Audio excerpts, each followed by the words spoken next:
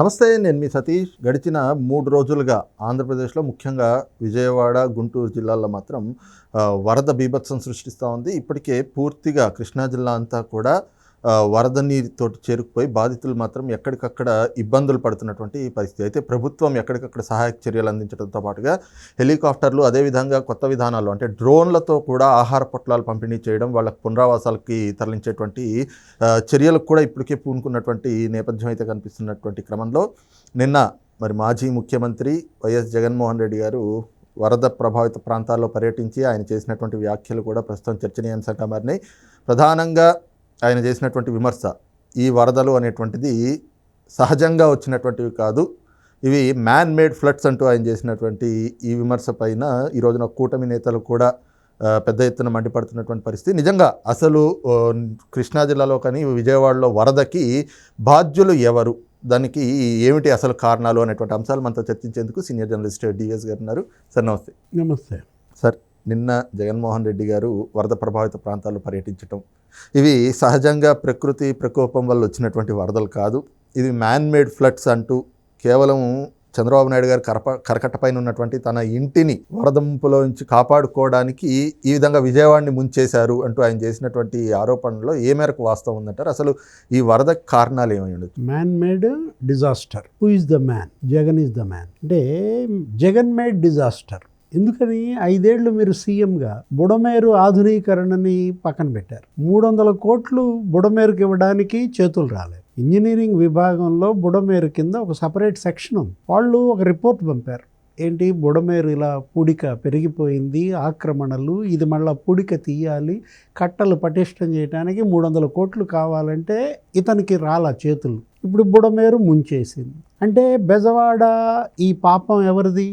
జగన్మోహన్ రెడ్డి. బెజవాడ ముంచేసిన పాపం జగన్మోహన్ రెడ్డిది. Jagan made disaster. కరెక్టే, ఏది జగన్ చెప్తున్నది ఇవాళ జగన్ మేడ్ డిజాస్టర్ అనమాట. ఇది నీ ఫోటోలు సర్వే రాళ్ల మీద ఎంచుకోవటానికి, పాస్ పుస్తకాల మీద ఎంచుకోవటానికి 700 కోట్లు చేతులు వస్తాయా? బుడమేరుకి 300 కోట్లు ఇవ్వడానికి చేతులు రావా? ఋషికొండ మీద నువ్వు ప్యాలెస్ కట్టుకోవటానికి 40 లక్షలతో బాత్ టబ్కి, 15 లక్షలతో కమోడ్కి డబ్బులు వస్తాయా? చేతులు వస్తాయా? బుడమేరు ఇవాళ పాపం ఎవరిది? జగన్మోహన్ రెడ్డిది అనమాట. నీకు ఇవాళ under channel, tunnel channel Velagaleru 4000 క్యూసెక్కులది 15,000 క్యూసెక్కులకు పెంచమని అడిగారు. వెలగలేరు టన్నెల్ అండర్ ఛానల్ 4000 క్యూసెక్కుల నుంచి 15,000 క్యూసెక్కులకు పెంచాలంటే బుడమేరు ఆధునీకరణ జరగాలి. 300 కోట్లు ఇవ్వమంటే నీ సాక్షికి 500 కోట్లు యాడ్స్కి వాడుకుంటావా? అరే ఎలా చూడాలా జగన్మోహన్ రెడ్డి ప్రయారిటీస్? ఇప్పుడు కృష్ణా కెనాల్స్ మోడర్నైజేషన్ సతీష్ 4,573 కోట్లు వరల్డ్ బ్యాంక్ ఇచ్చింది. గత ప్రభుత్వాలన్నీ 2,500 కోట్లు వాడాయి. నువ్వు ఒక్క రూపాయి ఎందుకు వాడుకోలేకపోయావు? 2,000 కోట్లు కృష్ణా కెనాల్స్ మోడర్నైజేషన్ డబ్బులు మురగబెట్టాడు. ఇప్పుడు ఆ కృష్ణా కెనాల్స్ మోడర్నైజేషన్ నువ్వు సంవత్సరానికి 400 కోట్లు చొప్పున ఆ 2,000 కోట్లతో పనులు చేపించుంటే Cyprus canal, Bandar canal, Eluru canal, ఇదంతా 3 కాలువలే. ఏది బెజవాడ అంటే ఆ 3 కాలువలే అన్నమాట. అరే నీ పక్కన నువ్వు వీడియో చూసావా? జగన్మోహన్ రెడ్డి వీడియోలో పక్కన ఎవరున్నారు? వెల్లంపల్లి శ్రీనివాస్. ఎవరతను? బుడమేరు కబ్జాదారు కదా. విజయవాడ పశ్చిమ నియోజకవర్గంలో బుడమేరు 7 కిలోమీటర్లు ప్రవహిస్తుంది. సెంట్రల్లో 7 కిలోమీటర్లు ప్రవహిస్తుంది. మొత్తం కబ్జాలే, రియల్ వెంచర్లు. ఆ రియల్ ఎస్టేట్ వెంచర్లో ఒక్కొక్క వెంచర్ నుంచి ఎంత వసూలు చేశాడు వెల్లంపల్లి శ్రీనివాస్? పక్కన వెల్లంపల్లిని పెట్టుకుని నువ్వు బుడమేరు గురించి మాట్లాడితే అంటే జగన్మోహన్ రెడ్డి ఏమన్నాడు? అసలు చంద్రబాబు బుడమేరు గేట్లు ఎత్తేసాడు అన్నాడు. బుడమేరుకు గేట్లు ఉన్నాయా? ఎందుకు జగన్ అసలు టెక్నికల్ అంశాలు మాట్లాడి ఇలా జోకర్గా మారటం, తన అజ్ఞానాన్ని బయట పెట్టుకోవటం? ఇప్పుడు గేట్లు లేని బుడమేరు గేట్లు ఎత్తారంటావు. అసలు ఇవాళ చంద్రబాబు ఇల్లు ఎక్కడుంది? బుడమేరు ఎక్కడుంది? కృష్ణానది ఎక్కడుంది? కృష్ణానదికి ఒకవైపున చంద్రబాబు ఇల్లు ఉంటే ఇంకోవైపు బుడమేరు. అసలు బుడమేరుకి కృష్ణాకేంటి? బుడమేరు కృష్ణాతో ప్యారలల్గా వెళ్తుంది. ఎటువైపు వెళ్తుంది? వెస్ట్ గోదావరి, కొల్లేరు సరస్సుకి కలుస్తుంది. బుడమేరు గురించిన కనీస పరిజ్ఞానం లేకుండా బుడమేరు కృష్ణాలో కలిసిందంటావు. బుడమేరుకు ఫ్లడ్ ఎంత వచ్చింది సతీష్? 45,000 క్యూసెక్లో ఏమొచ్చింది. దాని డిజైను అది మామూలుగా దాని సామర్థ్యం 10,000 క్యూసెక్లు. డిజైన్ ఎంతవరకు ఇచ్చారు? 17,000 క్యూసెక్ల వరకు ఇచ్చారు. ఇప్పుడు 45,000 క్యూసెక్లు వచ్చింది. కృష్ణా నదిలో ఎంత ఉంది ఫ్లడ్? 11,47,000 క్యూసెక్ల ఫ్లడ్ ఉంది ఇక్కడ కృష్ణాలో. అంటే 11,47,000 క్యూసెక్ల ఫ్లడ్కి ఏం కాల ఇల్లు. ఈ 40,000 వస్తే మునిగిపోద్దని ఆయన భయపడతాడా? జగన్మోహన్ రెడ్డి ఇవాళ చేసిన ఆ తప్పులు శాపాలుగా మారి రాష్ట్రాన్ని వెంటాడుతున్నాయి, బెజవాడని ముంచేశాయన్నమాట. ఇప్పుడు ప్రకాశం బ్యారేజీ ఈరోజు సీరియస్ అయ్యారు సీఎం. ఏంటి అదేదో ప్రస్తుతం మాట్లాడతా ఆ బోట్లు గురించి ఎవరో రిపోర్టర్ అడిగారు, సార్ ఆ బోట్లు వైసీపీ వాళ్ళంటే ఆ బోట్లకి ఆ రంగులే ఉన్నాయంట. ఇది వైసీపీ రంగులు, ఆ 4 బోట్లు అంటే ఆయన ఎంత సీరియస్ అయ్యాడంటే దీనిపైన విచారణకి ఆదేశిస్తానన్నాడు. ప్రకాశం బ్యారేజీని మీ బోట్లతో గుద్దిచ్చినట్టుగా అనుమానాలు ఇవాళ వ్యక్తమవుతున్నాయి. ఆయన ఒకటే మాట అన్నాడు, సొంత బాబాయిని చంపినాళ్ళు, చంపి గుండెపోటు అన్నాళ్ళు, చంపి శవానికి కట్లు కట్టినాళ్ళు, బ్లడ్ తుడిచేసినాళ్ళు, వాళ్ళు ఏదైనా చేస్తారు, నారాసుర రక్త చరిత్ర అన్నారు. ఇప్పుడు అదే అంటున్నారు.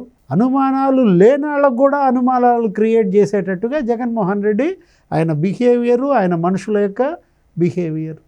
ఇవాళ ఆ 4 బోట్లు నీకు వైసీపీ రంగులవి ఎందుకు వచ్చాయి? ఎక్కడో ఒకవేళ నీ బోట్లో, నీ వాళ్ళ బోట్లో ఆ ఇసుక వాళ్ళయో ఎవరో ఒకళ్ళే నువ్వు లంగర్తో మామూలు టై చేసి ఉంటారు కదా, కట్టుంటారు కదా, ఎవరు కోసారు వాటిని? అవి కరెక్ట్గా వచ్చి వీటికే గుద్దుకోవటం ఏంటి? గతంలో మనం చూసాం, ఎప్పుడు 3 ఏళ్ల క్రితం ఇలాగే ఒక బోట్ అడ్డం పడింది ప్రకాశం బ్యారేజ్ గేటుకి, దాంతో ఆడుకున్నారు. ఆ బోటు దించడం వీళ్ళ వల్ల కాల 20 రోజులైనా. చంద్రబాబు ఇంటి మీదకి నీళ్లు నడపాలని, ఆ రోజు ఆ ఇల్లు ముంచేయాలని ఇతను కుట్ర చేశాడు. ఎవరు? జగన్మోహన్ రెడ్డి సీఎంగా. ఇప్పుడు మళ్ళీ ఈ కుట్ర, ప్రకాశం బ్యారేజీ ఆ 69 గేటు ఆ కాలం దెబ్బతింది, ఊడి పడింది సపోర్టింగ్ వాల్ దాన్ని. అదేదో అదృష్టం కాబట్టి ఇవాళ 11,40,000 క్యూసెక్కులు వచ్చినా నీకు అది ఆగింది. ఏది? ప్రకాశం పంతులు గారే ఆపారు. నిజం చెప్పాలంటే ఇవాళ ప్రకాశం బ్యారేజ్ ఇంత వరద ఉధృతి వచ్చిన ఆయన పేరు పెట్టుకున్నందుకు దానికి. బుడమేరు మీద అతను చేసినటువంటి వ్యాఖ్యలు ఎందుకంత అక్కసు? ఇది అసలు విమర్శలు చేసే సమయమా? విరాళాలు ఇచ్చే సమయం, విమర్శలు చేసే సమయం కాదు, ఆదుకునే సమయం, అక్కసు గక్కే సమయం కాదు ఇది. చేతనైతే విరాళం ఇవ్వు. ఇప్పుడు నిన్న మీ నాన్న వర్ధంతి, అన్నదానం చేసావా ఒకళ్ళకన్నా? అక్కడ అన్నదానం చేయొచ్చు కదా. ఇప్పుడు 40 డివిజన్లు నీకు మునిగిపోతే ప్యాకెట్లు నీ తాడేపల్లి ప్యాలెస్లో వండిచ్చో, లేకపోతే మీ వాళ్ళతో ఎవరో ఒకరితో వండిచ్చో, వెల్లంపల్లి శ్రీనివాస్ అక్కడ డిస్ట్రిబ్యూషన్ పెట్టి మీ నాన్న ఫోటో వేసుకో ఆ ప్యాకెట్ల మీద, లేదు భారతీయ సిమెంట్ ఫోటో వేసుకో, ఎంత పేరు వచ్చేది, పరపతి పెరిగేది కదా. పోగొట్టుకున్నది పరపతి, పోగొట్టుకున్నది నువ్వు విశ్వసనీయత. అది తెచ్చుకునే ప్రయత్నం చేయకుండా ఎన్ని వేల కోట్లు నీ సంపద, 1,00,000 కోట్లు అంటారు, 43,000 కోట్లని ఎప్పుడో 10 ఏళ్ల క్రితం సిబిఐ చెప్పింది. ఈ 5 ఏళ్లలో 5,00,000 కోట్లు దోచేశాడు అంటున్నారు. భారతీయ సిమెంట్స్ ఎంత దాని యొక్క టర్నోవర్? 10-15 వేల కోట్ల ఒక సిమెంట్ ఫ్యాక్టరీ నీకు ఉందే. ₹1 ఇచ్చావా? 5 ఏళ్లలో సీఎంగా ఇచ్చావా?